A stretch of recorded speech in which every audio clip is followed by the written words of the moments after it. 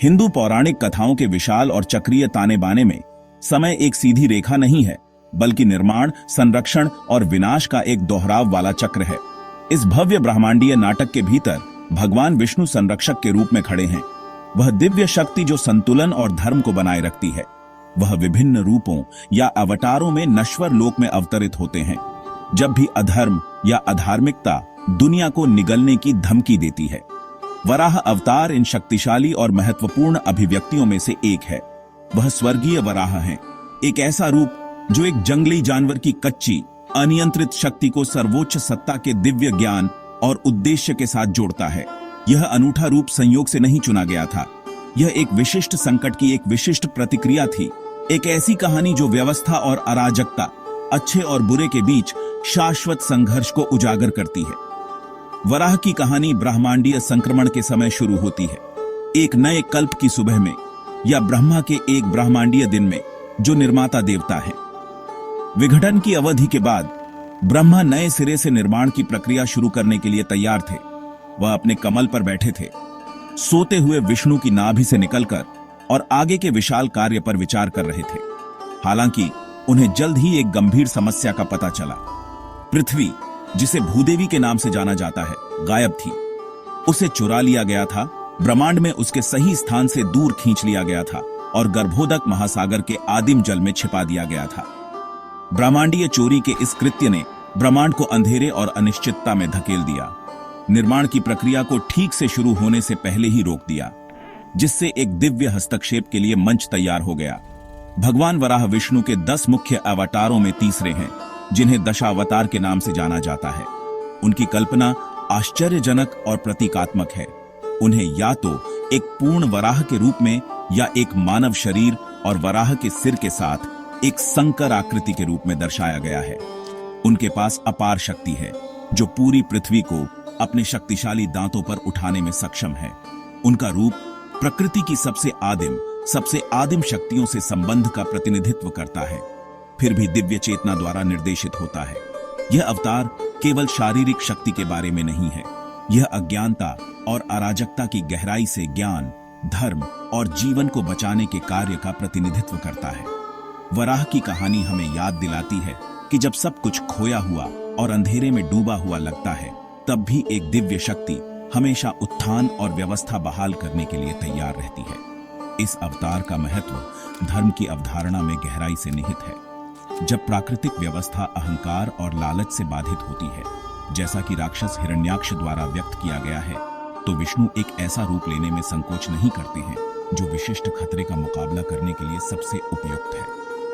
वराह, एक जानवर जो अपनी सूंड के साथ पृथ्वी में गहराई तक उतरता है, ब्रह्मांडीय महासागर में गोता लगाने और जलमग्न ग्रह को पुनः प्राप्त करने के लिए एकदम सही रूप था। यह कहानी इसलिए केवल एक मिथक नहीं है, बल्कि एक शक्तिशाली रूपक है। यह हमें अस्तित्व की चक्रीय प्रकृति और दिव्य सुरक्षा के अटूट वादे के बारे में सिखाती है। यह भक्तों को आश्वस्त करती है कि अंधकार कितना भी गहरा क्यों न हो, धर्म का प्रकाश संरक्षक के हाथ से निर्देशित हमेशा विजयी होने का एक तरीका खोजेगा। इस ब्रह्मांडीय नाटक का खलनायक दुर्जय असुर या राक्षस हिरण्याक्ष है। उसका नाम ही, जिसका अर्थ है सुनहरी आंखें, धन और शक्ति के प्रति उसके जुनून को दर्शाता है। हिरण्याक्ष कोई साधारण राक्षस नहीं था। वह पिछले जन्म में विष्णु के स्वर्गीय निवास वैकुंठ के द्वारपालों में से एक था। ब्रह्मा के 4 अर्षिपुत्रों कुमारों द्वारा शापित होकर वह और उसका भाई हिरण्यकश्यप असुराओं के रूप में पैदा हुए थे, जो देवताओं के शक्तिशाली शत्रु बनने के लिए नियत थे। हिरण्याक्ष ने भगवान ब्रह्मा को प्रसन्न करने के लिए कठोर तपस्या और प्रायश्चित किया। उसकी भक्ति से प्रसन्न होकर ब्रह्मा ने उसे एक वरदान दिया, जिसने उसे लगभग अजेय बना दिया। उसे किसी भी देवता, मानव, जानवर या किसी झांत प्राणी द्वारा नहीं मारा जा सकता था, लेकिन अपने अहंकार में उसने वराह का उल्लेख करना छोड़ दिया, इसे एक महत्वहीन जानवर मानते हुए। इस वरदान और अपनी अपार शक्ति से प्रेरित होकर हिरण्याक्ष एक अत्याचारी बन गया। उसने तीनों लोकों, स्वर्ग, पृथ्वी और पाताल लोक को आतंकित किया। उसके अहंकार की कोई सीमा नहीं थी और उसने सभी सृजन पर अपनी सर्वोच्चता स्थापित करने की कोशिश की। उसने देवताओं को हराया, उन्हें उनके स्वर्गीय साम्राज्य से बाहर निकाल दिया और स्वर्ग को लूट लिया। एक योग्य प्रतिद्वंद्वी की तलाश में वह ब्रह्मांड में घूमता रहा, किसी को भी चुनौती देता रहा जिसने उसके रास्ते में आने की हिम्मत की। उसका अंतिम अवज्ञा का कार्य ब्रह्मांड की रचनात्मक और जीवन पोषक शक्तियों के लिए एक सीधा चुनौती था। उसने पृथ्वी भूदेवी को अंतिम पुरस्कार के रूप में देखा। अपनी क्रूर शक्ति के प्रदर्शन में उसने ग्रह को जब्त कर लिया, उसे एक चटाई की तरह लपेट दिया और उसे ब्रह्मांडीय महासागर की गहराई में डुबो दिया। पृथ्वी के अंधेरे आदिम जल में डूबने के साथ सभी जीवन रुक गए। सृजन की प्रक्रिया जिसकी ब्रह्मा को देखरेख करनी थी, अराजकता में डूब गई। बिना नींव के जीवन कैसे फल फूल सकता था, सभ्यताएं कैसे उठ सकती थीं? देवता हिरण्याक्ष की शक्ति के खिलाफ शक्तिहीन थे और स्वर्ग में निराशा फैल गई। ब्रह्मा के नेतृत्व में स्वर्गीय प्राणी जानते थे कि इस अराजकता से व्यवस्था बहाल करने वाला केवल एक ही प्राणी है। उन्होंने भगवान विष्णु से संपर्क किया, जो परम संरक्षक हैं, जो दूध के सागर में शेषनाग पर विश्राम कर रहे थे। उन्होंने हिरण्याक्ष के भयानक कृत्यों का वर्णन किया और उनसे हस्तक्षेप करने और भूदेवी को उसके पानी के कारावास से बचाने की विनती की। ब्रह्मा और अन्य देवताओं की प्रार्थना सुनकर विष्णु के भीतर एक दिव्य उद्देश्य जागृत हुआ। वह समझ गए कि यह केवल एक ग्रह की चोरी नहीं थी, बल्कि धर्म पर ही हमला था। हिरण्याक्ष के कार्य लालच, अहंकार और अराजकता की शक्तियों का प्रतिनिधित्व करते थे, जो जीवन और व्यवस्था के सार को ही डुबोना चाहते थे। देवताओं की हताश प्रार्थनाओं और जलमग्न पृथ्वी के मौन कष्टों का जवाब देते हुए विष्णु ने एक ऐसा रूप लेने का संकल्प लिया जो ब्रह्मांडीय जल में नेविगेट कर सके और अहंकारी राक्षस का सामना कर सके। जब ब्रह्मा स्थिति पर विचार कर रहे थे तो उनकी नासिका से एक छोटा सा वराह निकला, जो दिव्य योजना के प्रकट होने का संकेत था, जो मुक्ति की एक विशाल शक्ति में विकसित होने के लिए तैयार था। जैसे ही ब्रह्मा और एकत्रित देवताओं ने विस्मय में देखा, निर्माता की नासिका से निकला छोटा वराह बढ़ने लगा। यह एक अभूतपूर्व दर से फैला, जल्दी ही एक पहाड़ के आकार तक पहुंच गया और फिर और भी बड़ा हो गया। अपने शानदार और भयानक रूप से आकाश को भर दिया। यह कोई साधारण जानवर नहीं था, यह भगवान विष्णु थे जो वराह के रूप में प्रकट हुए थे। उसकी गर्जना जैसी थी, जो ब्रह्मांड की नींव को हिला रही थी और असुराओं के दिलों में डर पैदा कर रही थी। उसका शरीर ब्रह्मांड जितना विशाल था, उसके बाल नुकीले भालों जैसे थे, उसकी आंखें जुड़वां सूर्यों की तरह चमक रही थीं और उसके शक्तिशाली दांत अर्धचंद्र की तरह घुमावदार थे, जो अपने दिव्य उद्देश्य के लिए तैयार थे। यह विशाल रूप एक इरादे का बयान था, अपार शक्ति का एक वादा जो संतुलन बहाल करने के लिए जारी होने वाला था। एक पल की भी देरी किए बिना शक्तिशाली वराह गर्भोदक महासागर के विशाल अंधेरे विस्तार में कूद गया। जल, जो अराजकता और विघटन का प्रतिनिधित्व करते थे, उसके सामने खुल गए जैसे ही वह गहराई में गोता लगाता गया। अपनी तीव्र गंध की भावना का उपयोग करते हुए वराह का एक प्राकृतिक उपहार, उसने चोरी की हुई पृथ्वी की तलाश की।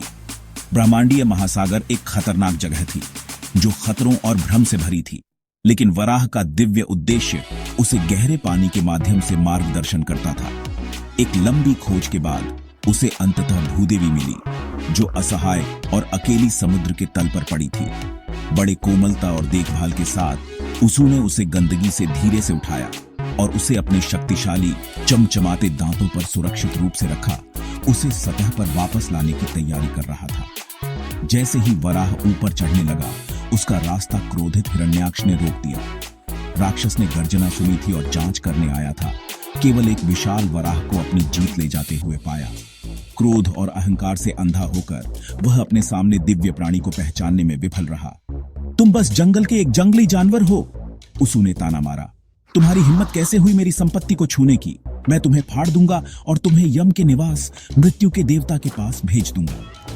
उसने वराह को द्वंद्व युद्ध के लिए चुनौती दी। अपने वरदान और अपनी ताकत में आत्मविश्वास था। वराह ने पृथ्वी को अभी भी अपने दांतों पर सुरक्षित रूप से रखा हुआ था। चुनौती स्वीकार कर ली। राक्षस के आतंक के शासन को हमेशा के लिए समाप्त करने के लिए तैयार था। जो युद्ध हुआ वह प्रलयंकारी था। यह केवल दो शक्तिशाली प्राणियों के बीच नहीं, बल्कि दो विरोधी शक्तियों के बीच की लड़ाई थी। धर्म और अधर्म, सृजन और विनाश। हिरण्याक्ष ने एक शक्तिशाली गदा चलाई, वराह को ऐसे वार किए जो पहाड़ों को तोड़ सकते थे, लेकिन दिव्य वराह दृढ़ खड़ा रहा। उसका शरीर ब्रह्मांड जितना ही अटल था। उसने अपनी अपार शक्ति का उपयोग करके अपने खुरों, सूंड और दांतों से पलटवार किया। ब्रह्मांडीय महासागर हिंसक रूप से उबल रहा था। जैसे वे लड़े, उनका संघर्ष अनंत काल तक चला। हिरण्याक्ष की शक्ति और उसके वरदान के बावजूद वह एक विष्णु अवतार के आदिम केंद्रित क्रोध का कोई मुकाबला नहीं था। वराह ने राक्षस के हमलों से कुशलता से बचा और एक अंतिम निर्णायक वार के साथ हिरण्याक्ष को मार गिराया, उसके अत्याचारी शासन को हमेशा के लिए समाप्त कर दिया।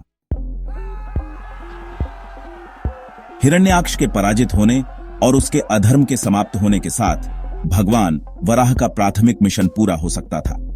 अब रास्ता किसी भी बाधा से मुक्त था। वह पृथ्वी देवी, भूदेवी को अपने शानदार दांतों पर सुरक्षित रूप से ले जाते हुए आदिम महासागर की गहराई से अपनी चढ़ाई जारी रखी। जैसे ही वह पानी से उभरा, देवताओं और ऋषियों ने श्रद्धा से देखा, उस पर स्वर्गीय फूलों की वर्षा की और उसकी स्तुति की। उसने पृथ्वी को ब्रह्मांड के भीतर उसकी सही कक्षा में सावधानी पूर्वक और प्यार से वापस रख दिया। उस नींव को फिर से स्थापित किया जिस पर जीवन एक बार फिर पनप सकता था। ब्रह्मांड में प्रकाश लौट आया, पानी कम हो गया और ब्रह्मा को सृजन के अपने दिव्य कार्य को फिर से शुरू करने के लिए मंच तैयार हो गया। यह सब विष्णु के समय पर और शक्तिशाली हस्तक्षेप के कारण हुआ। वराह द्वारा भूदेवी का बचाव प्रतीकात्मकता से भरपूर है। यह उत्थान और बहाली की कहानी है। भूदेवी न केवल भौतिक ग्रह का प्रतिनिधित्व करती है, बल्कि धार्मिकता, स्थिरता और सभी सृजन का भी प्रतिनिधित्व करती है। ब्रह्मांडीय महासागर में उसका जलमग्न होना एक ऐसी अवधि को दर्शाता है जब ये मूल्य लालच, अहंकार और अराजकता की शक्तियों के लिए खो जाते हैं, जो हिरण्याक्ष द्वारा व्यक्त किए गए हैं। भगवान वराह द्वारा उसे गहराई से उठाने का कार्य धर्म की बहाली के लिए एक शक्तिशाली रूपक है। यह सिखाता है कि जब भी धार्मिकता नकारात्मकता से डूब जाती है या छिप जाती है, तो दिव्य उसे वापस प्रकाश में लाने के लिए हस्तक्षेप करेगा। यह कथा अपार आशा प्रदान करती है, भक्तों को आश्वस्त करती है कि सबसे अंधेरे समय में भी व्यवस्था और सद्गुण अंततः बहाल होंगे। वराह अवतार का संदेश ब्रह्मांडीय पैमाने से परे है और व्यक्तिगत आध्यात्मिक स्तर पर गहराई से गूंजता है। आदिम महासागर को संसार के सागर के रूप में देखा जा सकता है। जन्म, मृत्यु और पुनर्जन्म का चक्र सांसारिक आसक्तियों और अज्ञानता से भरा हुआ। प्रत्येक व्यक्तिगत आत्मा भूदेवी की तरह अस्तित्व के इस भौतिक सागर में खोया हुआ और डूबा हुआ महसूस कर सकती है। भगवान वराह ईश्वर की कृपा का प्रतिनिधित्व करते हैं। वह दिव्य शक्ति जो समर्पित आत्मा को इस भ्रम से बाहर निकाल सकती है और उसे धर्म और मोक्ष या मुक्ति के मार्ग पर रख सकती है। यह कहानी भक्तों को विश्वास रखने और इस दिव्य कृपा का आह्वान करने के लिए प्रोत्साहित करती है, ताकि उन्हें अपने स्वयं के आंतरिक राक्षसों जैसे लालच, अहंकार और अज्ञानता से बचाया जा सके, ठीक वैसे ही जैसे वराह ने पृथ्वी को हिरण्याक्ष से बचाया था। अंत में वराह की कहानी अच्छाई पर बुराई की, व्यवस्था पर अराजकता की और ज्ञान पर अज्ञानता की जीत की एक कालातीत और गहन कथा है। यह भगवान विष्णु के सुरक्षात्मक स्वभाव का एक प्रमाण है, जो ब्रह्मांडीय संतुलन को बनाए रखने के लिए जो भी रूप आवश्यक हो उसे धारण करते हैं। स्वर्गीय वराह की छवि अपने दांतों पर पृथ्वी को ऊंचा उठाए हुए आशा, मोचन और दिव्य शक्ति का एक शक्तिशाली प्रतीक है। यह भक्तों के दिलों को श्रद्धा और विश्वास से भरता है, हमें याद दिलाता है कि परिस्थितियां कितनी भी गंभीर क्यों न हो, दिव्य संरक्षक हमेशा देख रहा है। हमें याद दिलाया जाता है कि धार्मिकता, हालांकि इसे चुनौती दी जा सकती है और डुबोया जा सकता है, कभी पराजित नहीं होगी, क्योंकि भगवान इसे उठाने के लिए हमेशा वहां रहेंगे।